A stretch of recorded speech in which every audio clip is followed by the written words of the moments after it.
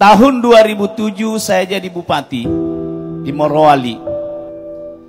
5 tahun saya jadi bupati dengan umur saya waktu itu 36 tahun. Saya andalkan kekuatan saya andalkan pikiran saya andalkan jaringan saya untuk membangun Morowali. 5 tahun rasa-rasanya tidak ada hasil yang saya dapat. Kemudian saya bertemu dengan salah seorang teman saya namanya Ustadz Sofyan. Beliau datang di Morowali, dia bilang, "Pak Bupati, tahu enggak Allah memberi kesempatan 2 kali?"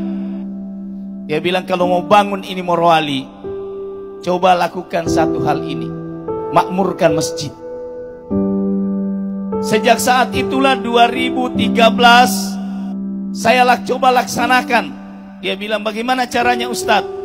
Dia bilang, "Terapinya begini, 40 hari secara berturut-turut tidak boleh ketinggalan takbiratul ula, salat berjamaah di masjid.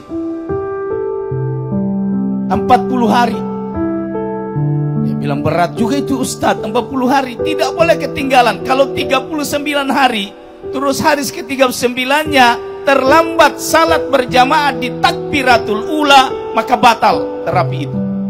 Alhamdulillah saya lolos 40 hari salat berjamaah di masjid tanpa ketinggalan takbiratul ula, di mana azan dikumandangkan.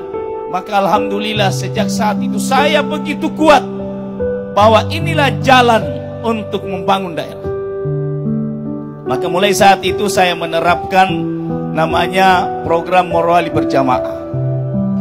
Lila fi Quraisy ila fihim rihlatas sita'i was saif falyabudu rabb hadzal bait alladzi at'amahum min ju' wa amanahum min khauf. Allah bilang, sembah aku di rumahku. Saya kasih kamu 2 hal, kata Allah. Allazi at'amahum min ju', saya hilangkan rasa laparmu. Wa amanahum min khauf, saya hilangkan rasa takutmu, kata Allah. Saya coba hubungkan ini dengan teori pemerintahan. Dalam teori pemerintahan, dalam bukunya Reinventing Government karangan David Osborne, disebutkan bahwa tugas pemerintah itu cuma 2 sebenarnya. Prosperity, security.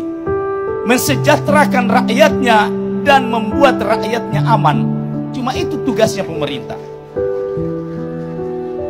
Jadi rakyat itu pemerintah punya kewajiban cuma 2. Bikin rakyatnya sejahtera, bikin rakyatnya aman.